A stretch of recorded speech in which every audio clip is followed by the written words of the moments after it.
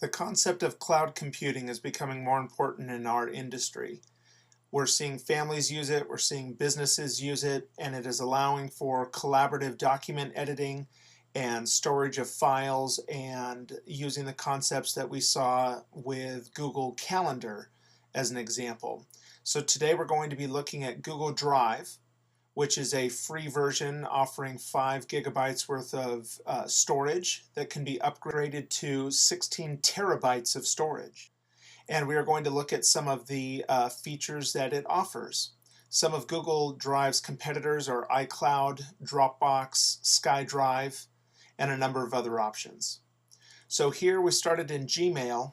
Up at the top we have the option to open Drive. When we do so, we immediately see something over here called My Drive. We also have the option to see Shared with Me, which would be any folders or documents that are shared, as well as starred. So starred documents are just like in Gmail where you star a document, therefore you have quick access to it. You'll notice here over here on another account we already have a document called Collaborative Document Editing opened, and we can see that we have one other viewer. When we look at this from our other account that we were looking at over here, you will notice that as we open the document, it immediately tells us on the right that someone else has now opened the document. So you essentially have a history that you're able to see. So as somebody starts typing in, you can see what they're typing in because it's a immediate collaboration. So if I start making adjustments over here, I can put it is very easy to use. Again, as more and more people start to see this, see the document, you'll see that more people have joined in. You can tell where they're typing just by checking to see the different colors and who all is adding. And it is all in real time. So you also have the ability to see when people are viewing certain components. So if I were to highlight an area within the document, you'll see that over here I can find out, just by clicking on this, I could find out who it is that is looking at that document, or that part of the document rather. So as we look through things, everything will say what the last changes was, and you'll notice it says that everything that you do is automatically saved in Drive. Now we had somebody that was typing this on a computer. We had an iPhone that was open, an Android device, and then of course 2 browsers here. One of the nice things about being able to use a cloud-based collaborative solution like Google Drive is the ability to see things like revision history. So if I click on revision history, I see an entire time frame listed and what the document looked like at a certain time. So if I click back onto October 5th, I can see what this document looked like at that time. As I move through, this is the last edit that was made. Down here on the bottom, I have the ability to see more detailed revisions.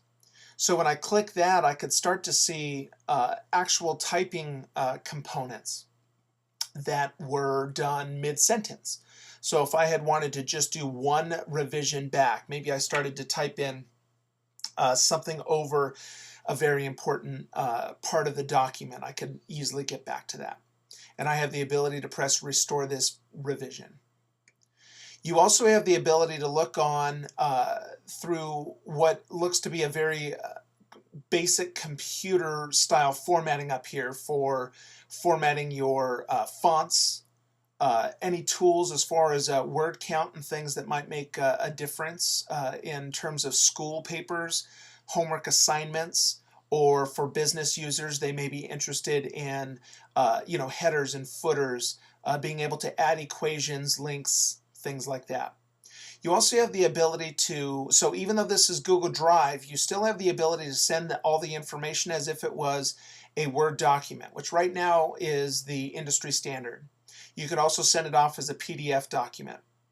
The nice thing as well is when you want to go and email, you can email it as an attachment, and when you do so, you have the ability over here to select what type of attachment you want. So if you wanted to send it off again as a Word document or a PDF, you have that ability to, which allows for constant compatibility on other devices. Lastly, the real purpose behind the document editing is to make sure that this is something that can be seen by anybody at any time.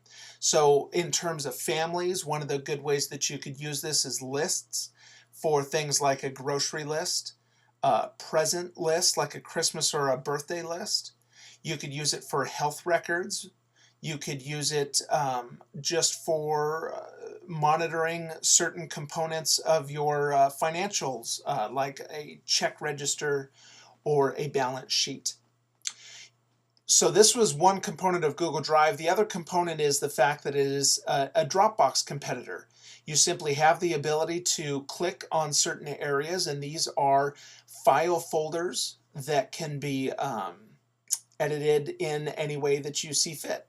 So you can store up pictures, movies, and all of these devices or all of these files can be streamed from any compatible device.